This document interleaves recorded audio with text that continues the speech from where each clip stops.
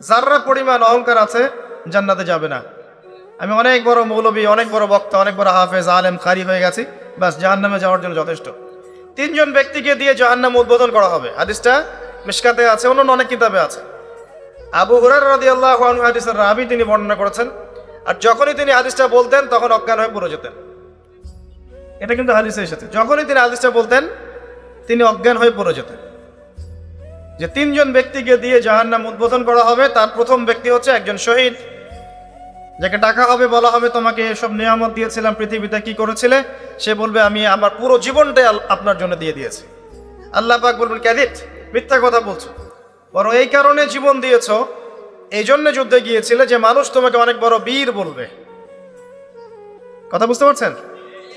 একজন ব্যক্তি রাসূল সাল্লাল্লাহু আলাইহি ওয়াসাল্লামের এই যে তাঁবু পাহারা দিচ্ছিলেন যুদ্ধের মাঠে তাঁবু পাহারা দিচ্ছিলেন, মুশরিকদের সাথে যুদ্ধ হচ্ছে। এমন সময় একটা দূর থেকে তীর চলে আসলো। তখন তো তীর ছিল, ফায়ারিং ছিল না, তীর ছিল। দূর থেকে একটা তীর আসলো, এসে পুরো বুকের মধ্যে, সাথে সাথে ডেট। সাহাবীরা বলছেন যে কত উত্তম সৌভাগ্য তার, কত কত কত উত্তম তাকদীর, এই ব্যক্তি তো শহীদ হয়ে গেল, নবীর পাশে থাকলো, তার খেদমত করলো, যুদ্ধ করলো, শহীদ হয়ে গেল। নবী করিম সাল্লাল্লাহু আলাইহি ওয়াসাল্লাম বললেন যে বরং আমি তাকে জাহান্নামে দেখছি। কোথায় দেখছি? অপরাধ কি ছিল জানেন? তাকে জিজ্ঞাসা করা হলো কি অপরাধ ইয়া রাসূলুল্লাহ? নবী সাল্লাল্লাহু আলাইহি ওয়াসাল্লাম বললেন, সাল্লাল্লাহু আলাইহি ওয়াসাল্লাম তিনি বললেন যে এই ব্যক্তি গনিমতের মাল থেকে একটা চাদর চুরি করেছিল। গনিমতের মাল বুঝেন? যুদ্ধ লব্ধ সম্পদ। এই গনিমতের মাল থেকে একটা চাদর কাউকে না বলে নিয়েছে। এই একটা চাদর আত্মসাৎ করার কারণে নবীর সাথে যুদ্ধ করেও সে জাহান্নামে চলে গেল। নাউযুবিল্লাহ। নিয়াত, ইখলাস, এগুলা কি জিনিস, কেমন করে বুঝাবো? এগুলো বোঝানোর মতো ক্ষমতা আমার কাছে নাই। কোরআন এবং হাদিসে যা বলা আছে এগুলোকে উপস্থাপন করার মতো উপস্থাপনা, ভাষা, বাচনিক ভঙ্গি এবং আবেগ আসলে আমার মধ্যে নাই। আমার মনে হয় না যে কোরআন এবং হাদিসে যা আছে হুবাহু এই জিনিসটা রাসূল সাল্লাল্লাহু আলাইহি ওয়াসাল্লাম, সাহাবায়ে কেরাম ছাড়া অন্য কেউ বোঝাতে পারবে। কিয়ামতের মাঠ কি জিনিস এটা বোঝানোর মতো ভাষা আমাদের কাছে নাই। বুঝতে পারি পড়লে, কিন্তু বুঝাতে পারি না। তো এই হচ্ছে বাস্তবতা। কোথায় কি করেছো? আমার পুরো জীবন দিয়ে দিয়েছি। মিথ্যা কথা, তুমি এই জন্য জীবন দিয়েছো যাতে মানুষ তোমাকে বড় বীর বলবে, জাহান্নামে যাও। সে কিন্তু আল্লাহর রাস্তায় জীবন দিয়েছে। আরেকজন ব্যক্তি দানশীল, অনেক দান করেছে, দাতা আতেন তাই, দান করতে করতে অবস্থা খারাপ। আল্লাহ পাক বলবেন কি করেছো? সব সম্পত্তি দান করে দিয়েছি। মিথ্যা কথা বলছো, এই জন্য দান করেছিলে যাতে মানুষ তোমাকে অনেক বড় দাতা বলে, জাহান্নামে যাও। আরেকজন ব্যক্তি কি করেছো? দ্বীনের জ্ঞান অর্জন করেছিলাম, হাফেজ ছিলাম, আলেম ছিলাম, কারি ছিলাম, বক্তা ছিলাম, ইত্যাদি ইত্যাদি, মানুষকে দ্বীনের পথে ডেকেছি। আল্লাহ বলবেন, নাউযুবিল্লাহ, আল্লাহ বলবেন এই জন্যই কাজ করেছিলে যে মানুষ তোমাকে অনেক বড় আলেম বলবে, হাফেজে কোরআন বলবে, কারি বলবে, শায়েখ বলবে, ইত্যাদি ইত্যাদি, জাহান্নামে যাও। এত সহজ না ভাই। প্রথম বিষয় হচ্ছে নিয়াত ঠিক করা, ইখলাস ঠিক করা, কলব আগে পরিষ্কার করা। কিছু ইবাদত দেখেন দেহের সাথে সম্পৃক্ত, আপনি নামাজ পড়ছেন, রোজা রাখছেন, হজ করছেন, তাই না, যাকাত দিচ্ছেন, এগুলো কিন্তু ফিজিক্যালি এবং ইকোনমিক্যালি আপনি করছেন। কিন্তু আপনার অন্তর, কলব, আত্মা বলে একটা কথা আছে, এই আত্মার পরিশুদ্ধি না হলে ইবাদত কিন্তু বৃথা। এই আত্মায় এবং কলবের মধ্যে যদি অহংকার থাকে, হিংসা থাকে, রিয়া থাকে, লোক দেখানো বিষয় থাকে, অন্যের গীবত, তহমত, সমালোচনার সংস্কৃতি থাকে, বিদ্বেষ থাকে মনের মধ্যে, এটা কিন্তু ভিতরের ব্যাপার, তাহলে আপনার বাহ্যিক ইবাদত নষ্ট হয়ে যাচ্ছে। আবার এই মনের মধ্যেই যদি ঈমান থাকে, ঈমান কি ধরা যায়? কঠিন, তরল, বায়বীয় বোঝা যায়? ওটা কলবে, রুহের ব্যাপার। এই রুহের মধ্যে যদি কলবে ঈমান থাকে, আল্লাহর প্রতি ভালোবাসা, মহব্বত থাকে, তাওয়াক্কুল থাকে, আনুগত্য থাকে, বিনয় থাকে, এই কলবের এই ফিলিংসগুলো আপনার ইবাদতকে কবুলিয়াত পাইয়ে দিবেন ইনশাআল্লাহ। তাহলে মূল বিষয়টা কিন্তু ভিতরে, তাই না? মূল বিষয়টা কিন্তু ভিতরে। আমি ভিতরে কেমন সেটাই মূল বিষয়। বাহ্যিক লেবাস পোশাক কেমন, আপনার বাহ্যিক আমল কত সুন্দর, এটার চেয়ে বড় কথা হচ্ছে ভিতরে আপনি কেমন। আর ভিতরটা বই পড়েই, বা লেকচার শুনেই পরিবর্তন হয় না। আসলে ভিতরটা পরিবর্তন হয় আল্লাহওয়ালা মানুষের কাছে থাকলে। আল্লাহওয়ালা মানুষদের কাছাকাছি যত বেশি থাকবেন, ভিতর তত বেশি পরিষ্কার হবে। যদি মানুষের লেকচার শুনে আর বই পড়েই সব হতো, নবী সাল্লাল্লাহু আলাইহি ওয়াসাল্লাম বই দিয়ে দিতেন, কোরআনের সূরা করে দিয়ে দিতেন, বাসায় গিয়ে পড়ে নিও, এমনটা ছিল? বরং সাহাবীরা দিন রাত তার কাছে থাকতেন, পড়ে থাকতেন, 5 ওয়াক্ত নামাজে আসতেন, তার আশপাশে থাকতেন, তাকে দেখতেন তিনি কেমন, তিনি কিভাবে হাঁটেন, কেমন করে চলাফেরা করেন, কেমন করে কথা বলেন, কেমন করে নামাজ আদায় করেন, কিভাবে মানুষের সাথে মেশেন, এগুলো দেখে দেখে তারা শিখেছে।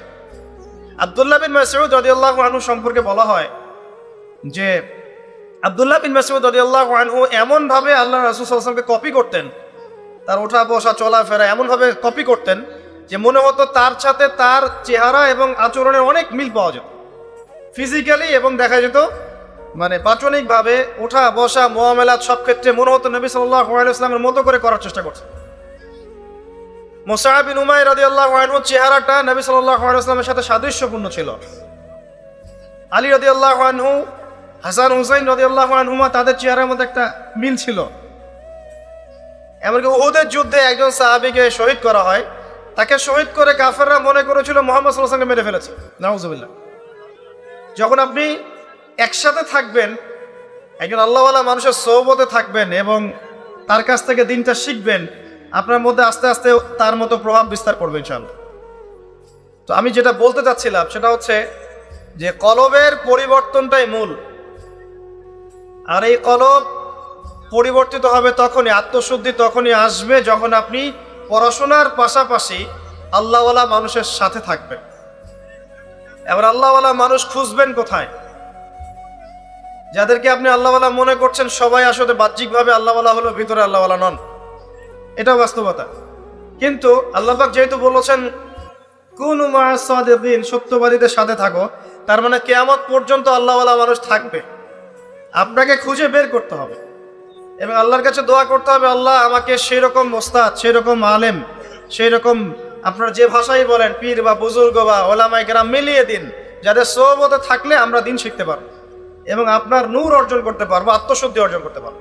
আত্মশুদ্ধি ছাড়া কোনো কিছুর কোনো মূল্য নাই। ইন্টারনালি যদি শুদ্ধ না হতে পারে, তখন ইয়া আইয়াতুহান নাফসুল মুতমাইন্না এই আয়াত আপনার জন্য পড়া হবে না। যখন কলব প্রশান্ত হবে তখন দেখবেন ওই প্রশান্ত আত্মাকে কবজ করার জন্য যখন মালাকুল মাউত আসবেন, তখন এই আয়াত তাকে পড়ে শোনানো হবে, ইয়া আইয়াতুহান নাফসুল মুতমাইন্না। এর আগ পর্যন্ত না। আর যত দুনিয়াদার মানুষ তত কলব অস্থির। দুনিয়াদার মানুষের কলব কিন্তু অস্থির, টেনশন, দুশ্চিন্তা, দুর্ভাবনা, অস্থিরতা, একটা পাইলে আরেকটা পাওয়ার মোহ, এগুলো দিয়ে ভর্তি। যে দুনিয়ার পিছনে যত বেশি ছুটবে তার কলব তত বেশি কলুষিত হয়ে যাবে। মাদক খাবেন, কলব দূষিত হয়ে যাবে। জেনা করবেন, কলব দূষিত হয়ে যাবে। পর্নোগ্রাফি দেখবেন, কলব মরে যাবে। নামাজ আদায় করবেন না, কলব মরে যাবে। যত বেশি উল্টাপাল্টা গেম খেলবেন, কলব মরে যাবে। বেশি কথা বলবেন মানুষের সাথে, কলব মরে যাবে। বেশি জোরে জোরে হাসবেন, কলব মরে যাবে। বেশি খাবেন, কলব মরে যাবে।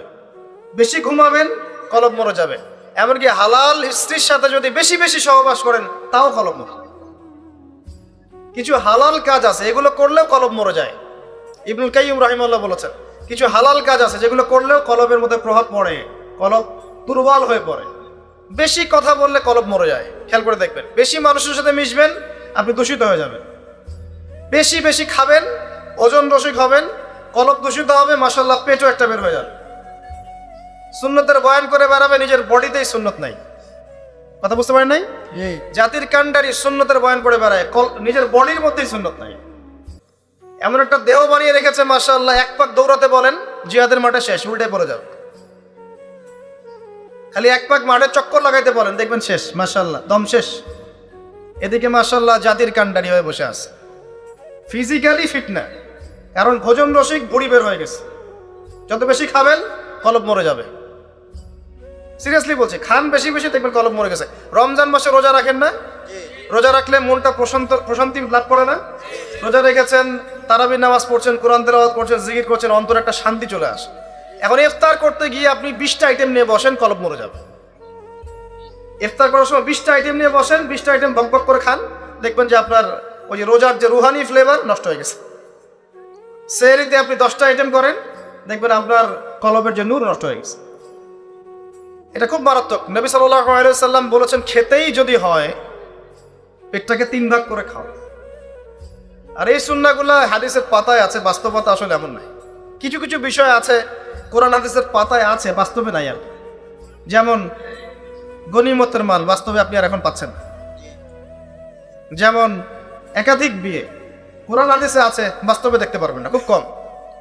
কেউ করলে পরে দেখবেন সমাজের মানুষ আবার বাঁকা চোখে দেখবে, চরিত্র খারাপ।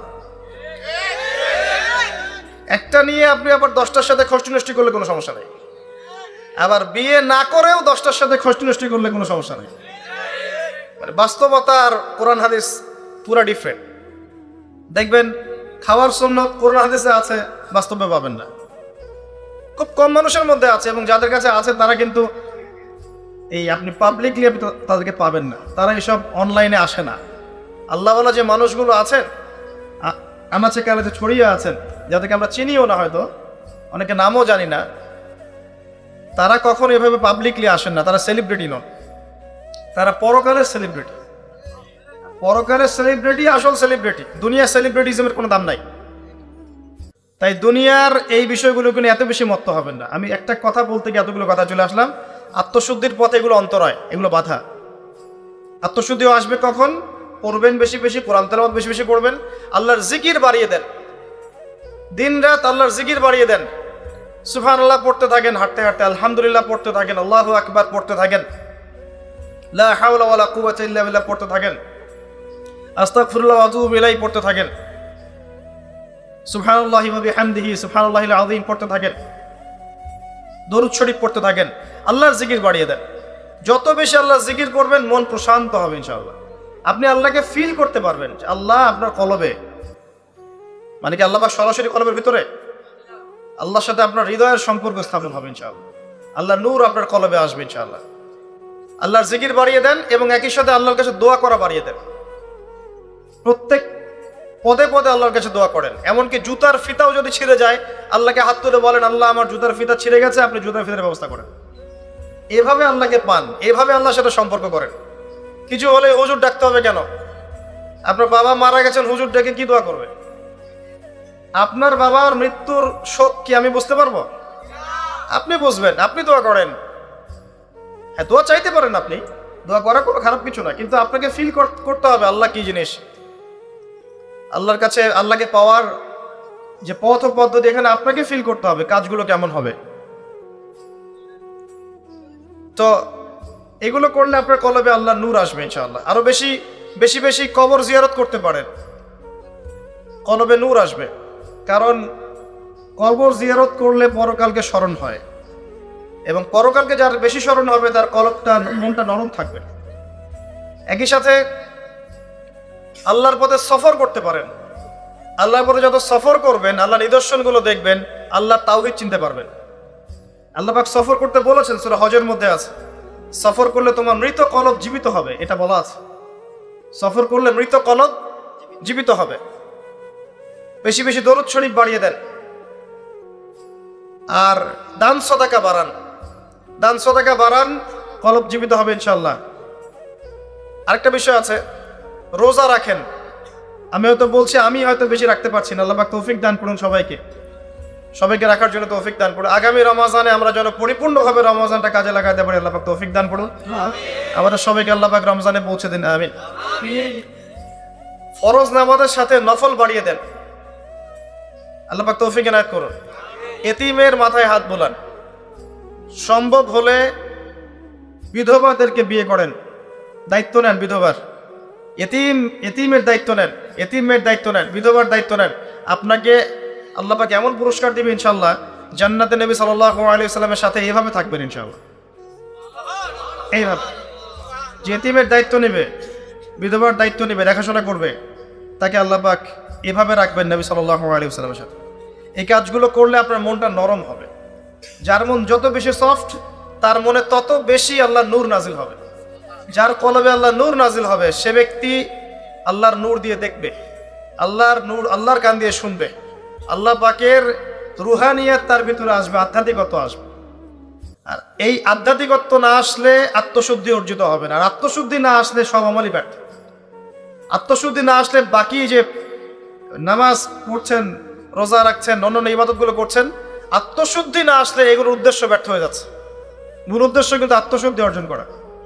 কদ আফলাহা মান যাক্কাহা, আল্লাহ পাক বলেছেন সফল হয়েছে সে ব্যক্তি যে কলবকে পরিষ্কার করতে পেরেছে, আত্মশুদ্ধি অর্জন করতে পেরেছে। ওয়াকাদ খাবা মান দাসাহা, যে ব্যক্তি আত্মশুদ্ধি অর্জন করতে পারে নাই সে ধ্বংস হয়ে গেছে। আর এই সূরার মধ্যে আল্লাহ পাক সবচেয়ে বেশি কসম করেছেন না, ওয়াশ-শামসি ওয়া দুহাহা ওয়াল কমারি ইযা তালাহা, মনে হয় 10টা কি 11টা কসম করে আল্লাহ পাক বলেছেন আত্মশুদ্ধি যে অর্জন করতে পেরেছে সে সফল হয়েছে। তো চিন্তা করেন, আল্লাহ পাকের কথার গভীরতা বোঝার চেষ্টা করেন। সূরা আলার মধ্যেও তো আল্লাহ পাক বলেছেন কদ আফলাহা মান তাযাক্কা ওয়া যাকারা ইসমা রাব্বিহি ফাসাল্লা, সে ব্যক্তি সফল হয়েছে যে আত্মশুদ্ধি অর্জন করতে পেরেছে এবং তার রবের নাম স্মরণ করে সালাত আদায় করেছে।